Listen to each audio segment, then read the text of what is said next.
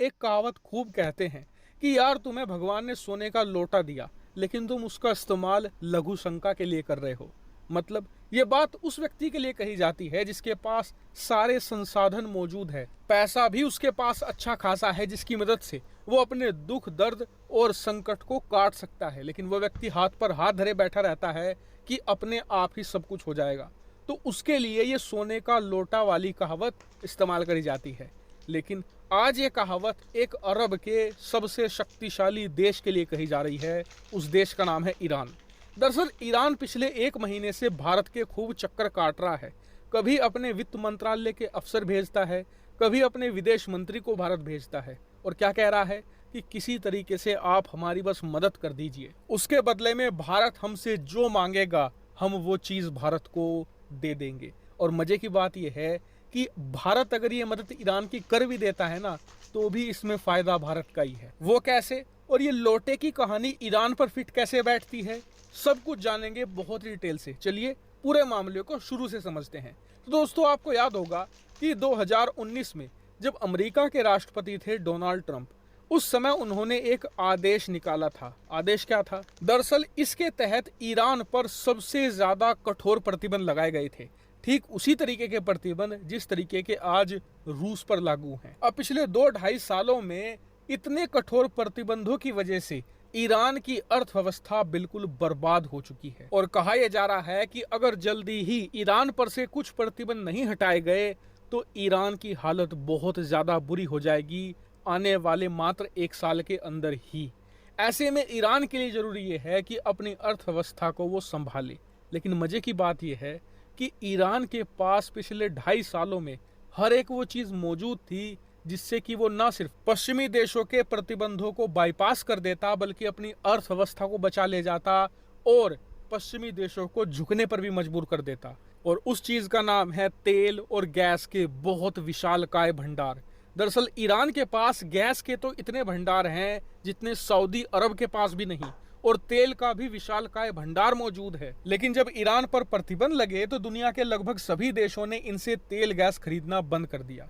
और तब से लेकर फरवरी 2022 तक ये हाथ पर हाथ धरे बैठे रहे। इन्होंने तेल गैस बेचने की कोशिश नहीं की, अपनी अर्थव्यवस्था को बर्बाद होने दिया। लेकिन फिर आता है मार्च 2022।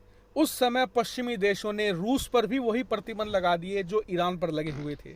रूस का तेल गैस बिकना ज्यादातर देशों में बैन करवा दिया। हालांकि खुद खरीदते रहे लेकिन दूसरों को नहीं खरीदने दिया, जिससे कि रूस को हैवी लॉसेस हो रहे थे। लेकिन रूस ईरान की तरह नहीं है, उन्होंने बुद्धि का इस्तेमाल किया और तमाम देशों को कह दिया कि हम दुनिया से 20 से लेकर 30% सस्ता तेल बेचेंगे, खरीदो हमसे। फिर क्या था, भारत, चीन जैसे जो बड़े तेल आयातक देश हैं दबाकर तेल खरीद रहे हैं तब से रूस से।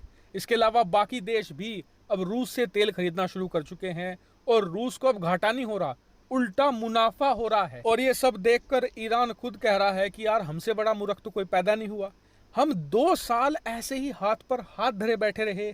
किसी के दिमाग में एक छोटी सी बात नहीं आई कि जब पश्चिमी देशों ने ईरान पर प्रतिबंध लगाए थे ना, उसी समय अगर ईरान ये कह देता कि अब हम तेल और गैस 25-30% डिस्काउंट पर बेचेंगे, हो सके तो 40% भी बेच देंगे, तो दुनिया के आधे देश ईरान के पास आते तेल गैस खरीदने के लिए और हमें घाटा नहीं, आज मुनाफा हो रहा होता और हमारी जो इकोनॉमी है वो पूरी रफ्तार से आगे बढ़ रही होती और जो ईरान का खजाना आज खाली पड़ा है वो लबालब भरा हुआ होता। ये सोचकर आज ईरान माथा पीट रहा है। और इसीलिए मैंने शुरुआत में आपको सोने के लोटे की कहानी बताई थी। खैर, देर आए लेकिन दुरुस्त आए।